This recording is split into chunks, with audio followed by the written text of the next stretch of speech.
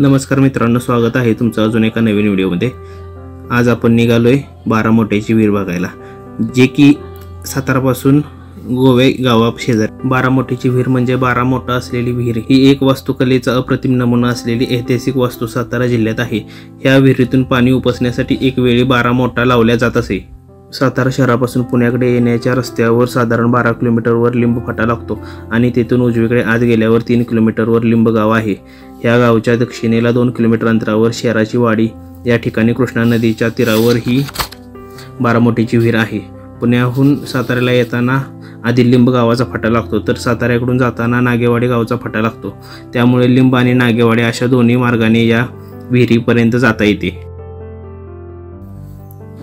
अशा या सुंदर बारामोट्याच्या विहिरीचा इतिहास पाहता सुमारे इसवी सन 1719 ते इसवी सन 1724 या दरम्यान श्रीमंत वीरूभाई भोसले यांनी ह्या विहिरीचे बांधकाम केले। छत्रपती शिवाजी महाराजांचे नातू म्हणजे छत्रपती संभाजी महाराजांचे पुत्र शाहू महाराज यांच्या कारकिर्दीमध्ये हे बांधकाम करण्यात आले। लिंब गावच्या आसपास सुमारे 300 झाडांची आमराई होती। ह्या आमराईसाठी आणि परिसरातील रहिवाशांच्या सोयीसाठी ह्या विहिरीची रचना केली गेली असावी।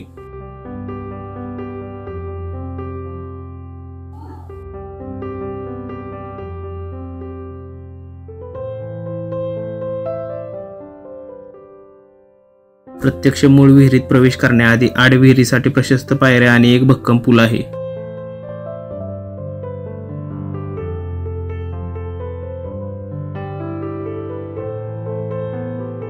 तेथूनच छुप्या महालात आणि विहिरीत जाण्यासाठी तसेच शत्रूपासून निसटण्यासाठी छुप्या भुयारी वाटा आहेत।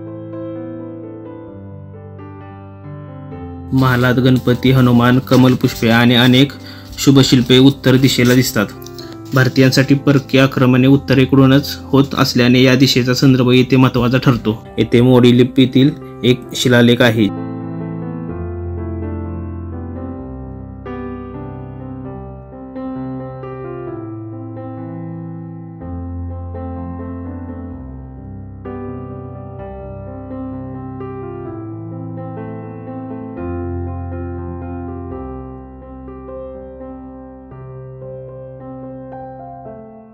जमिनीखालील महालात ही विहीर आहे।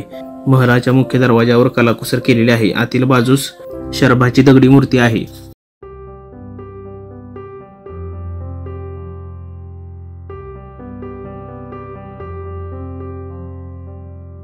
विहिरीला प्रशस्त असा जिना आणि चोरवाटा आहेत।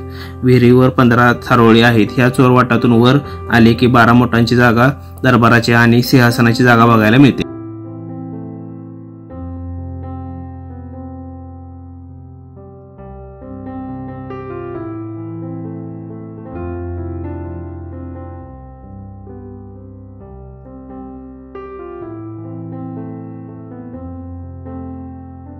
महलात विविध चित्रे कोरलेली आहेत।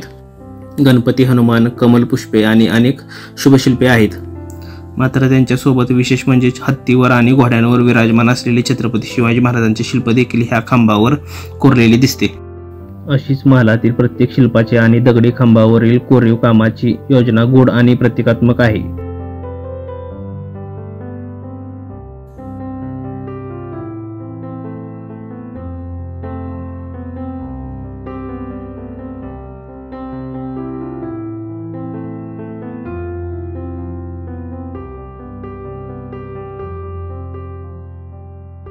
उत्तरेकडे असलेल्या शिल्पात आकाशाकडे डरकाळी फोडणाऱ्या वाघाच्या रूपात उत्तरेकडील वर्चस्व वाढवण्याचे भविष्यातील लक्ष्य प्रतिबिंबित होते। विहिरीच्या दक्षिणेकडे असलेल्या शिल्पात वाघाच्या पायाखाली हत्तीचे रूप असून दक्षिण प्रांत मराठ्यांनी पादाक्रांत केल्याची प्रतिकात्मकता त्यात दिसून येते। विहिरीवर 15 थारोळी आहेत। ह्या चोरवाटातून वर आले की बारामोटांची जागा, दरबाराची आणि सिंहासनाची जागा बघायला मिळते।